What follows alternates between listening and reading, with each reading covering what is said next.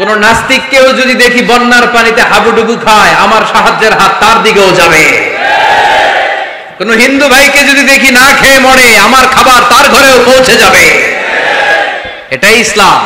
বন্যা, আহা, তো এই বন্যায় যখন মানুষগুলো কষ্ট পায়, আমরা তখন ত্রাণ নিয়ে যাই। বন্যার তো এলাকায় মুসলমান বাড়ি কোনগুলো আছে শুধু ওগুলাতে ত্রাণ দেই নাকি? সবাইকে দেই, ঠিক কিনা? কারণ আমরা কনসিডার করি দে আর দ্য হিউম্যান বিং, তারা মানুষ, তারা মানুষ। আমরা দুই চোখে মানুষ দেখি। আমরা এখানে ভাগাভাগি করি না, মুসলমান বাড়িতে ত্রাণ দিব, হিন্দু বাড়িতে দিব না, এমন করা যাবে?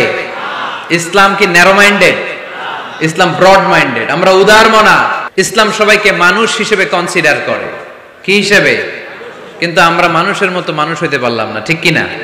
এই দুনিয়া এখন তো আর সেই দুনিয়া নাই, মানুষ নামের মানুষ আছে দুনিয়া বোঝায়, সেই মানুষের ভিড়ে আমার আসল মানুষ নাই। সুবহানাল্লাহ পড়েন। আসল মানুষ বানানোর জন্য কোরআন এসেছে। কোরআন করলে মানুষের মতো মানুষ হওয়া যায়, ঠিক কিনা? ইসলাম আমাদেরকে মানবতা শিখায়। কি শিখায়? তার প্রমাণ ইসলাম আমাদেরকে বলে মানবতা যখন বিপন্ন তখন তুমি সবাইকে সাহায্য করবে।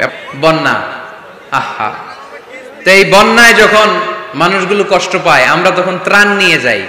বন্যার তো এলাকায় মুসলমান বাড়ি কোনগুলো আছে শুধু ওগুলাতে ত্রাণ দেই নাকি? সবাইকে দেই, ঠিক কিনা?